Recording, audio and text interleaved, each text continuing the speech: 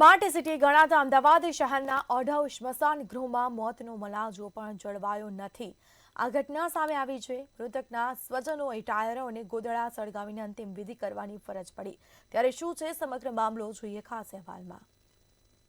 Smart city ગણાતા અમદાવાદ શહેરના ઓઢવ સ્મશાન ગૃહમાં મોતનો મલાજો પણ જળવાયો ન હોવાની ઘટના સામે આવી છે। મૃતકના સ્વજનોએ ટાયરો અને ગોદડા સળગાવી અંતિમ વિધિ કરવાની ફરજ પડી હતી। स्मशान गृह तरफથી अंतिम विधि માટે बिना लाकड़ा આપવામાં આવ્યા હતા। कल ओढ़व विस्तार के शमशान गृह में एक परिवार की अंतिम संस्कार करने के लिए एक व्यक्ति के लिए वहां पर परिवार जाता है। परिवार वहां जाता है तो शमशान गृह में लकड़े नहीं होते हैं अंतिम संस्कार करने के लिए।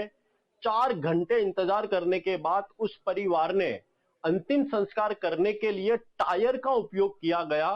सबसे बड़ी बात तो यह है कि एक तरफ सड़कों के मामले में तो भ्रष्टाचार होता है, लेकिन शमशान गृह में यदि अंतिम संस्कार के लकड़ों पर भी भ्रष्टाचार किया जाता हो, ये सिर्फ भारतीय जनता पार्टी के राज में और अहमदाबाद म्युनिसिपल कॉर्पोरेशन के राज में ही हो सकता है। મીડિયાના માધ્યમથી આજે મેં જાણ્યું કે હિતેશ માળી નામના વ્યક્તિ અને તેના એ વ્યક્તિના સ્વજનનું મૃત્યુ થયું। તે લોકો કલાકો સુધી લાકડા માટે જતા રહ્યા। આ તો કેવી અમદાવાદ શહેરની વાસ્તવિકતા, તમે દરિદ્રતા જો જુઓ। અમદાવાદ શહેરના ભારતીય જનતા પાર્ટીના શાસકો જે 20-20 વર્ષથી અમદાવાદ શહેરની ઉપર રાજ કરે છે, ટ્રિપલ એન્જિન સરકારની વાતો કરે છે, અને બીજી બાજુ જે પરિસ્થિતિ કે મોતનો મલાજો પણ ના જણાય, આ લોકોને શરમ આવી જોઈએ। અધિકારીઓની મિલીભગત અને શાસકોના ભ્રષ્ટાચારની આ મજબૂત પુરાવો છે। લાકડા બિના હોવાથી સળગવામાં પણ મુશ્કેલી ઊભી થઈ રહી હતી, જેથી મૃતકના સ્વજનોએ સ્મશાન ગૃહમાં હાજર વ્યક્તિ પાસે સૂકા લાકડા માંગ્યા હતા, પરંતુ સૂકા લાકડા આપવામાં ન આવતા આખરે મૃતકના સ્વજનોએ ટાયરો અને ગોદડા નાખી અંતિમ વિધિ કરવી પડી હતી। કરોડોનો ખર્ચ કરવા છતાં આ પ્રકારની સ્થિતિ ઊભી થતા અનેક સવાલો અહીં ઊભા થઈ રહ્યા છે।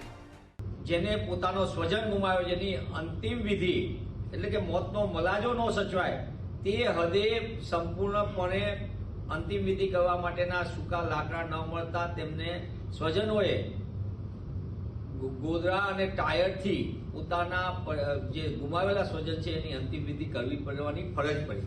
આ દેખાય છે કે ભાજપાના ભ્રષ્ટ શાસકો શહેરમાં અન્ય સુવિધા તો નથી આપ્યા, નળ ગટર ને રસ્તાની પાયાની સુવિધા, પણ સાથે સાથે શમશાનમાં જ્યાં અંતિમ વિધિમાં મોતનો મલાજો સચવાવો જોઈએ, સન્માન સાથે અંતિમ વિધિ, ત્યાં પણ અવ્યવસ્થાને અરાજકતા દેખાય। પરિવારજનોએ એમસીના CCRSમાં પણ ફરિયાદ કરી છે। અગાઉ પણ સ્મશાનોમાંથી કૌભાંડ સામે આવ્યું છે। જ્યારે ઓછા લાકડા આપી વધુ ચાર્જ લેવાનું કૌભાંડ સામે આવ્યું હતું, ત્યારે ફરી એકવાર આ પ્રકારની બેદરકારી સામે આવી છે। મેહુલ દુધરેજિયા, મંતવ્ય ન્યૂઝ, અમદાવાદ।